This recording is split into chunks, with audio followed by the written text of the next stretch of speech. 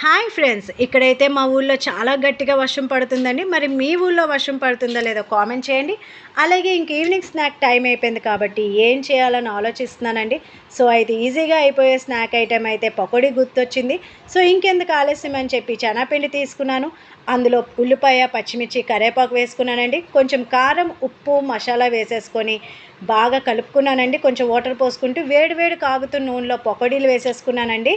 పకోడీలు వేసుకున్నాను కానీ పక్క నుంచి మా పిల్లలు ఒక్కొక్కటి వేసేస్తూనే ఉన్నారండి. అన్నీ అయ్యేంత వరకు కూడా ఆగడం లేదు వాళ్ళు. ఇంకో విషయం ఏంటంటే ఫ్రెండ్స్, మీకు ఎవరికీ తెలియంది పకోడీ చేసుకున్నాక దాంట్లో కొంచెం చాట్ మసాలా మీద నుంచి స్ప్రింకిల్ చేసుకొని కొంచెం కుదిపేసుకొని తింటే ఇంకా చాలా బాగుంటుందండి. చూసారా, మా పాప పకోడీని అయితే చాలా బాగా ఎంజాయ్ చేస్తూ తింటుంది. సో ఫ్రెండ్స్, మీరైతే ఇప్పుడు వర్షాకాలంలో ఏ స్నాక్ ఐటెం చేసుకున్నారో నాకు కామెంట్ చేయండి. అలాగే మరిన్ని వీడియోస్ కోసం సబ్స్క్రైబ్ చేయండి, కామెంట్ చేయండి, అలాగే లైక్ చేయండి.